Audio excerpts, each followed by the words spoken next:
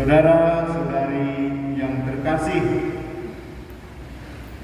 hari Minggu keempat masa Paskah dikenal sebagai hari Minggu Gembala yang baik, dan kita bergembira bahwa hari ini kita juga mengesahkan pelindung parti kita, yakni Gembala yang baik. Injil diambil dari Penginjil Yohanes.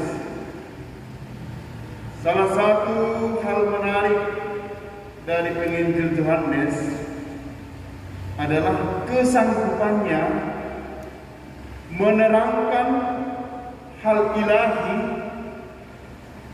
dengan menunjuk hal-hal konkret sederhana yang dialami manusia sehari-hari. Yohanes dalam Injilnya berbicara tentang gembala, tentang pintu. Semua pernah berjumpa dan memegang pintu. Tentang kebun anggur, roti, air, dan kata-kata ini yang dilihat dan dialami manusia setiap hari dipakai oleh Penginjil Yohanes untuk menerangkan Yesus. Dan Yesus diterangkan oleh Penginjil Yohanes sebagai Gembala yang baik. Dalam perikop lain, Yesus juga sering disebut oleh Penginjil Yohanes sebagai pokok anggur, sebagai pintu, sebagai jalan, dan sebagainya. Pada kesempatan hari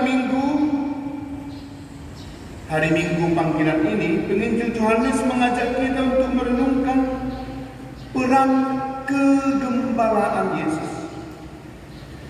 Selain untuk memberi keterangan, pengarang Injil Yohanes mengajak dan memanggil kita dalam status dan profesi kita meneladan gembala yang baik. Maka pertanyaan, di mana persis keutamaan Yesus sebagai gembala dibanding dengan gembala-gembala lain?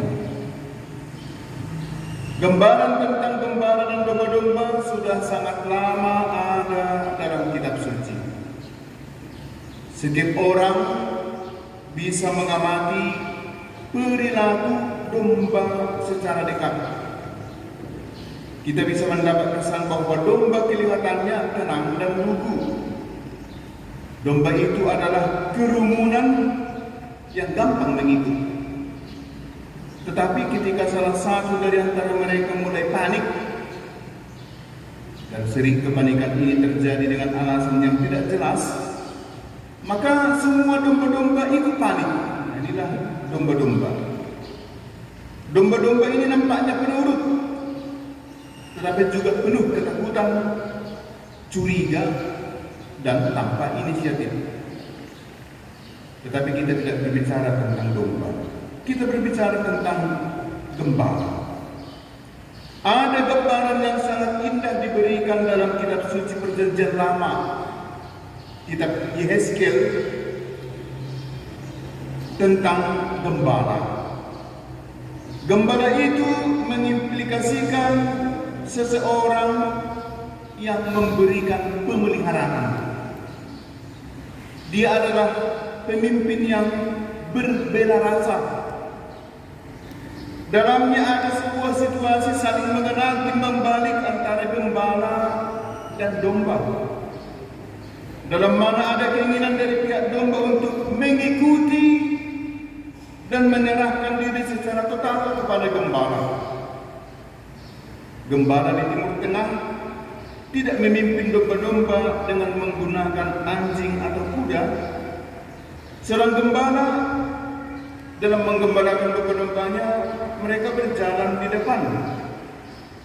Dia berada di barisan depan, Sementara domba-domba itu mengikuti sang gembala. Mereka tidak dipimpin dan diarahkan, tetapi dibiarkan bebas untuk mengikuti. Maka mereka yang mengikuti akan mendapat lahan yang subur, tetapi mereka yang tidak ikut barangkali akan merana atau bahkan diserang oleh binatang buas. Gembala yang demikianlah gembala yang tidak keras, gembala yang tidak memaksa, tetapi memberikan kebebasan kepada domba-domba untuk mengikuti. Inilah gambaran gembala yang dikenakan kepada Yesus. Yesus mengatakan bahwa domba-domba yang ada bersama dengan gembala tidak akan hilang. Domba-domba yang bersama gembala akan menemukan lahan yang subur. Domba-domba yang ada bersama gembala tidak akan diserang oleh binatang-binatang buas.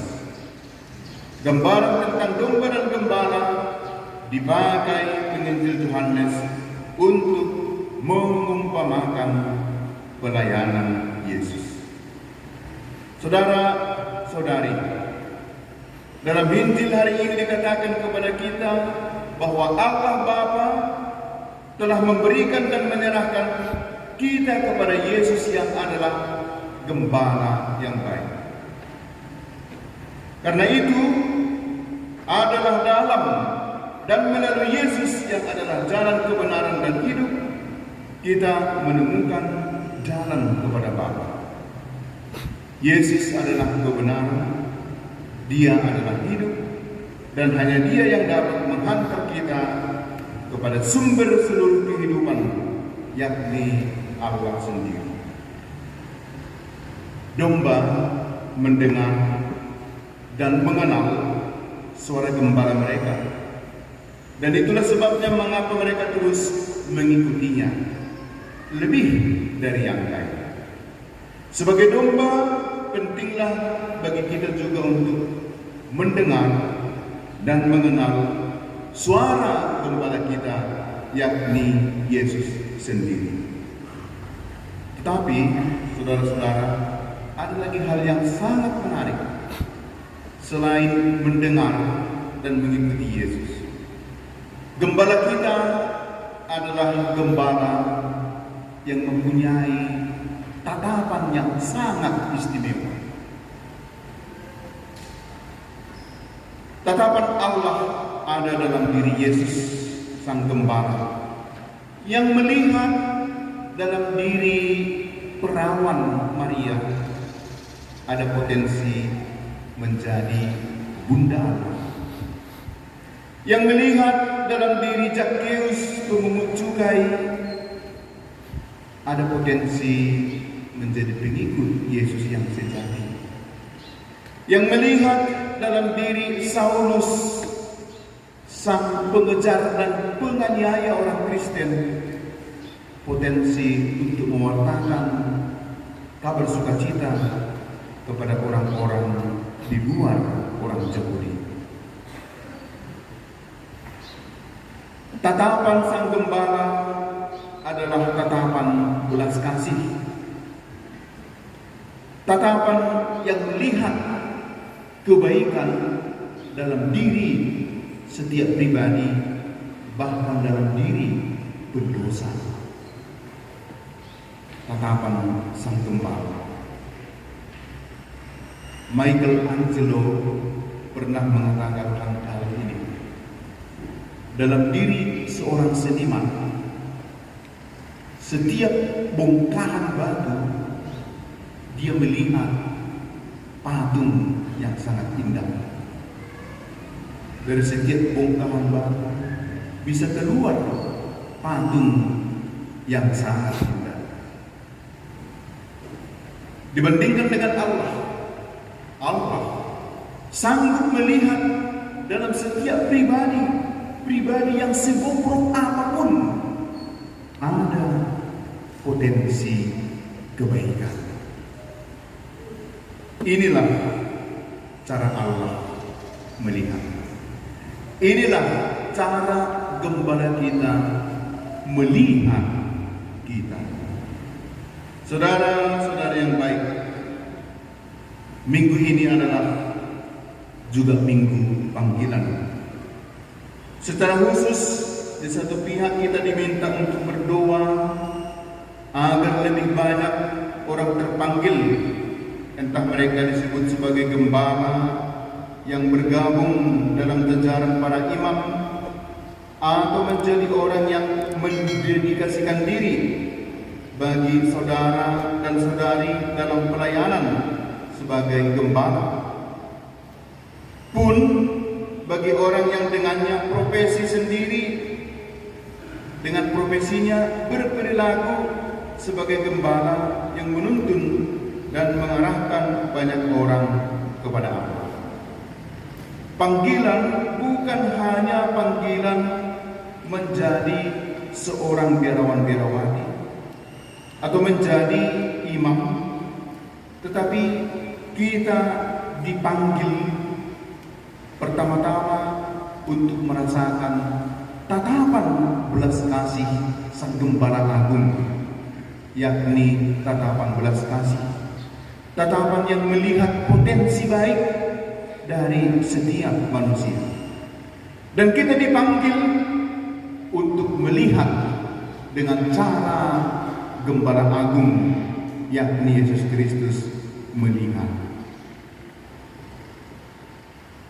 Hari ini kita dipanggil, diminta berdoa bagi panggilan. Tetapi nampaknya lebih dari itu harus kita lakukan. Bagian dari masalah adalah bahwa kita untuk mewujudkan bahwa setiap orang Kristen, sungguh setiap pribadi mempunyai panggilan. Tidak seorang pun dapat mengatakan saya tidak mempunyai panggilan. Setiap orang dari kita dipanggil. Dipanggil untuk apa? Untuk melayani Allah dalam diri sesama kita, dalam kebenaran dan cinta. Kita dipanggil untuk memakai mata Allah untuk melihat sesama kita. Mata yang dimiliki oleh Allah adalah mata belas kasih. Mata yang melihat potensi kebaikan dalam diri setiap orang. Saudara-saudara, kita dipanggil untuk apa?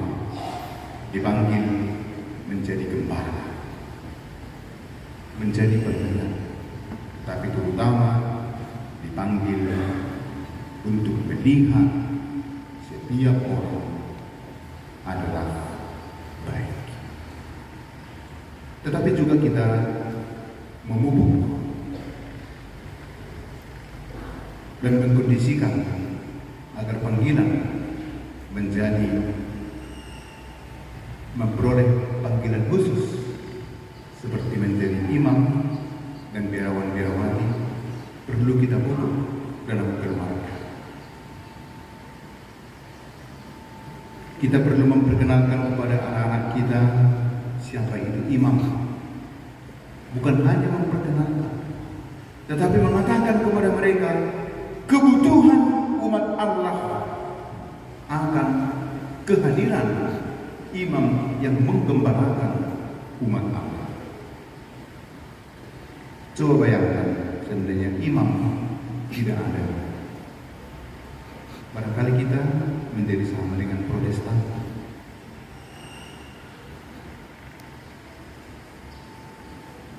Jangan juga berpikir atau berdoa, Tuhan panggillah anak-anak, orang muda menjadi imam, tapi jangan anakku, karena anakku hanya satu. Maka jangan buat anak hanya satu. Kemudian ada orang bertanya atau mengatakan, siapa yang membelanjai, katanya. Saudara-saudari, jangan batasi rahmat kasih Allah dan penyelenggaraan. Jangan batasi.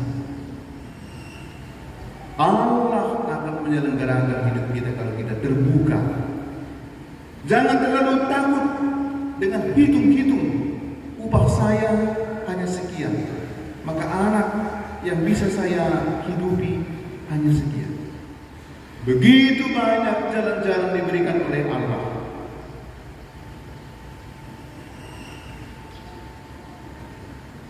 Banyak jalan diberikan oleh Allah. Tapi kalau kita sudah membatasi, Allah barangkali sulit memberikan karena kita sendiri membatasi rahmat yang diberikan oleh Allah kepada kita. Akan apa kita beli banyak pun. Asalong dari suster, atau pastor.